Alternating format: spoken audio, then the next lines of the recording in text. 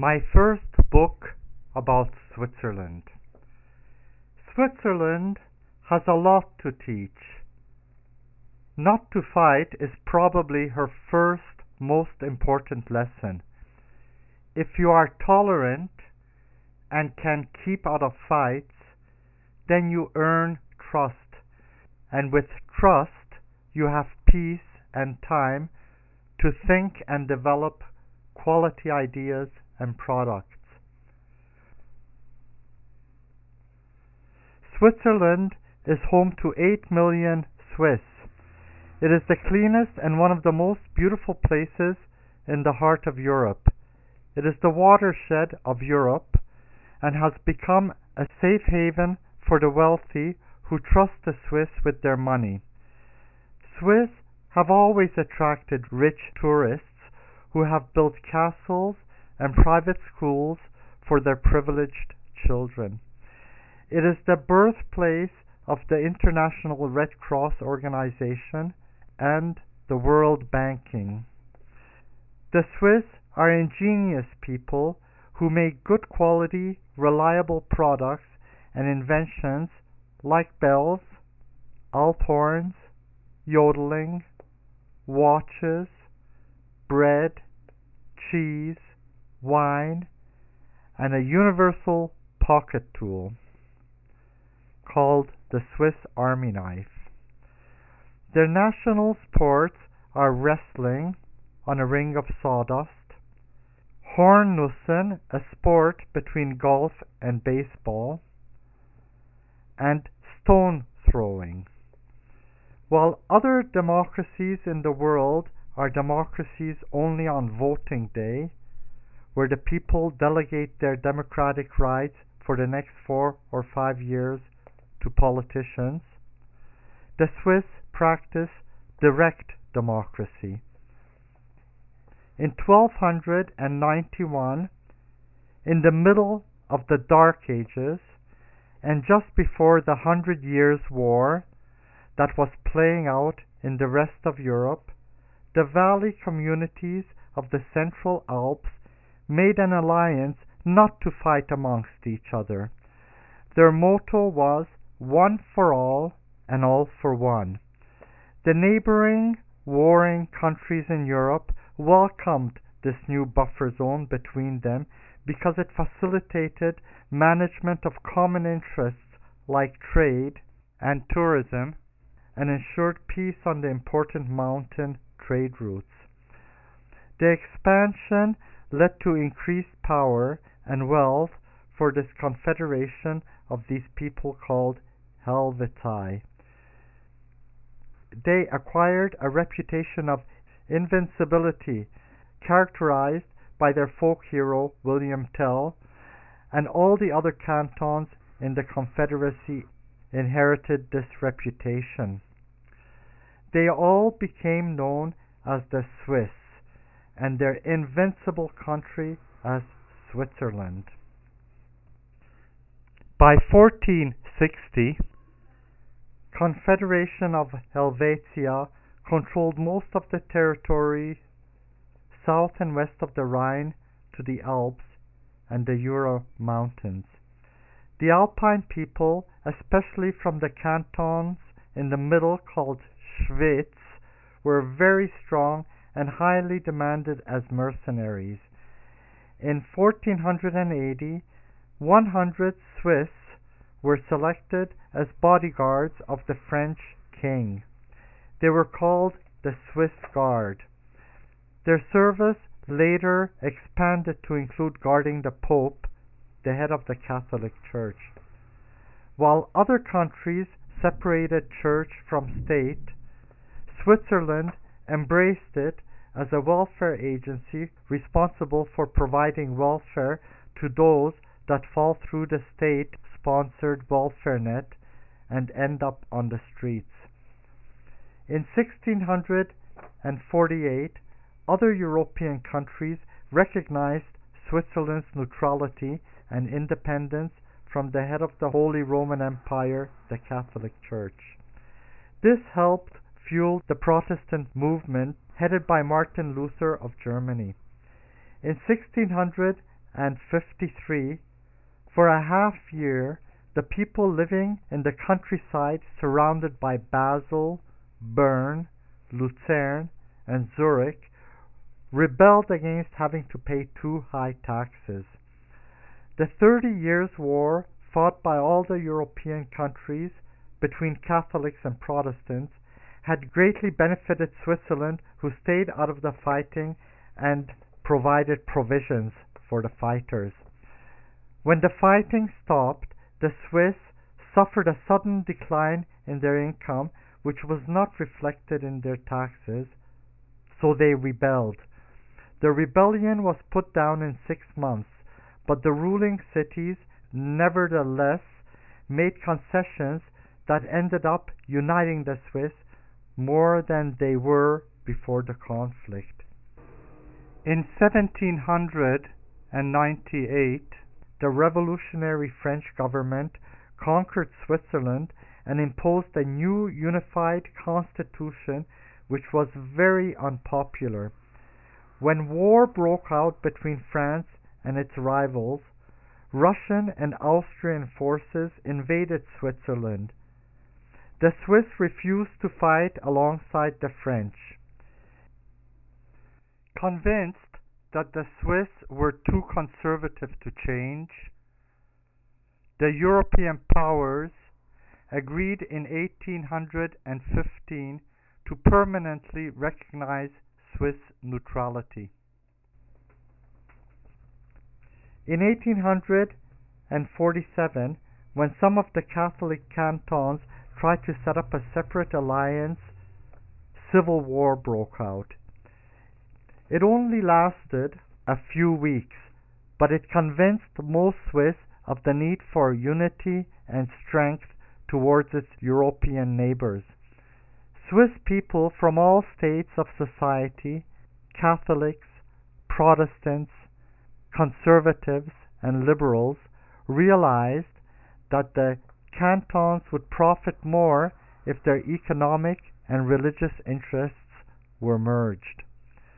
Thus, while the rest of Europe was plagued by revolutionary uprisings, the Swiss drew up a constitution in 1848 which provided for a federal layout, much of it inspired by the American example.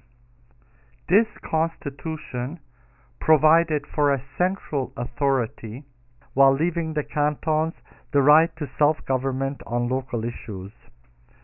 They built a building for the parliament in Bern and took 50 years to make it beautiful.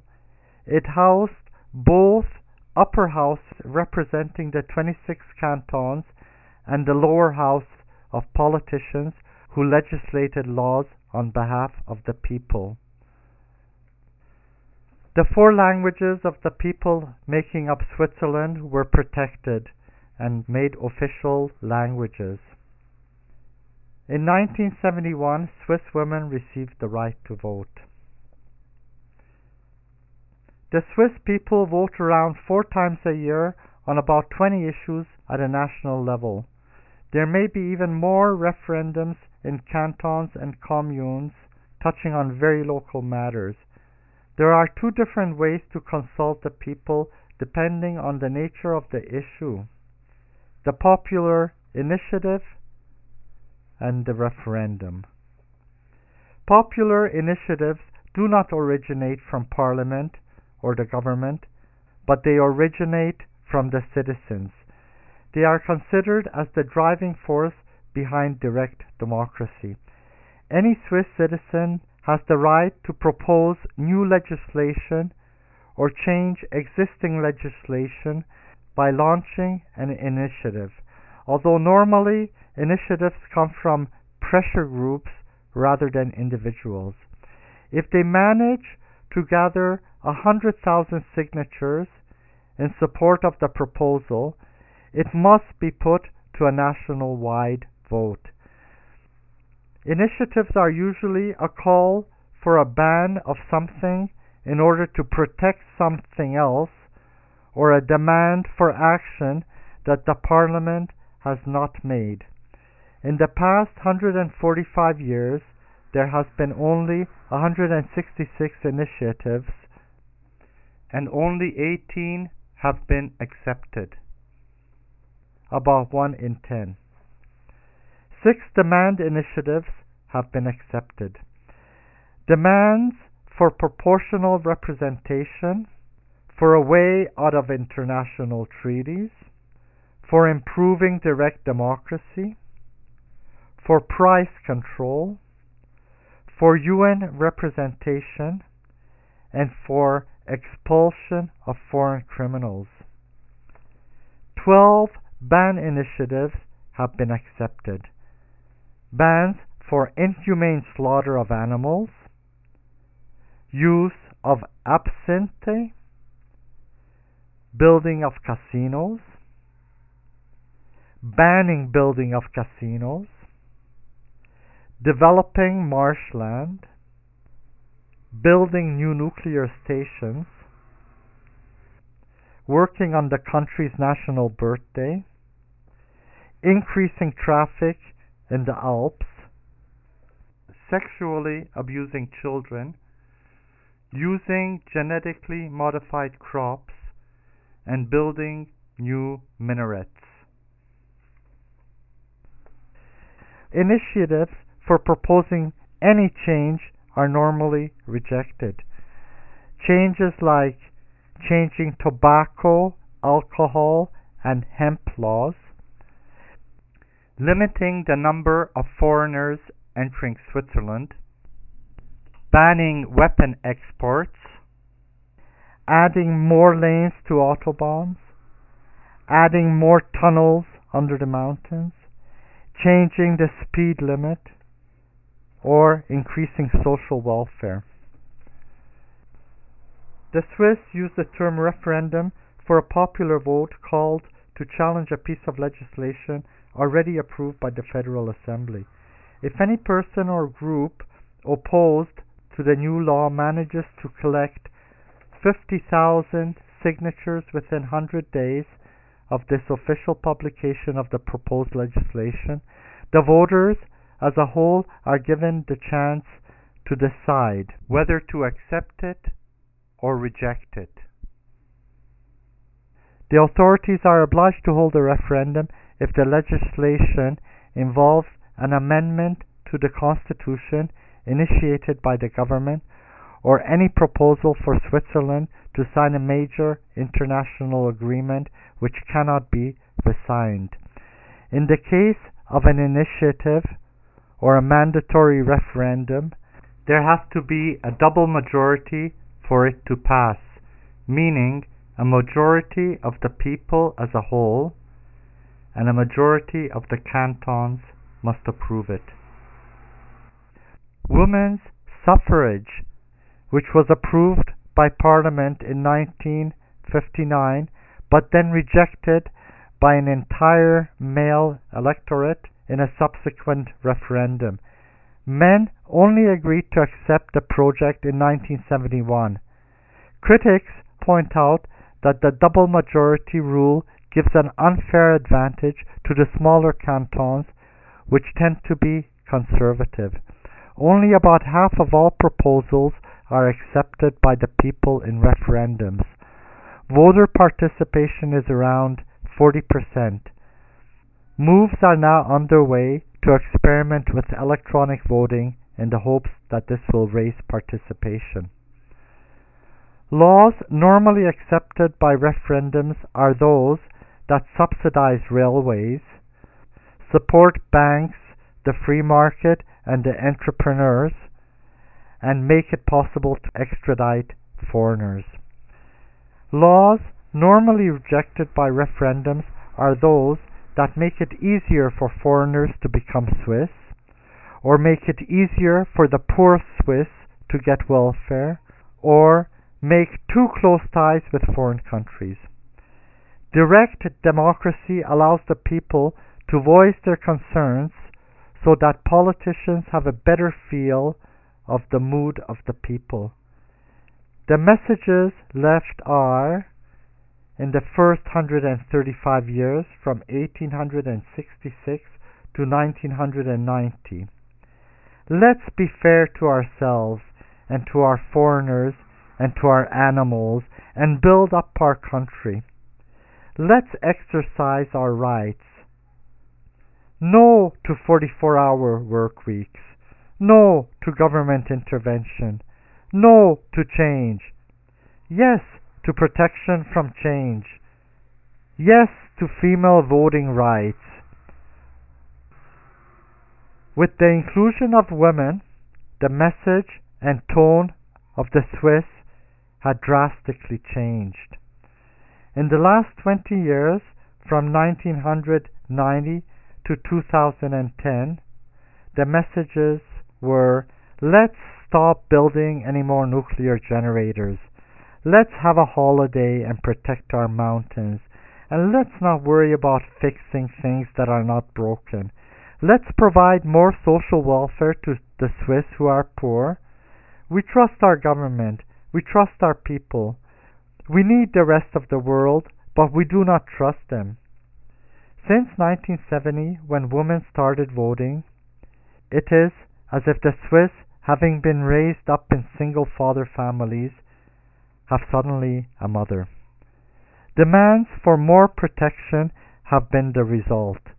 Protection against price increases, protection in the international neighborhood, protection against foreign criminals, protection of the environment, protection of her children, protection for her children's children, and protection of the culture they will inherit.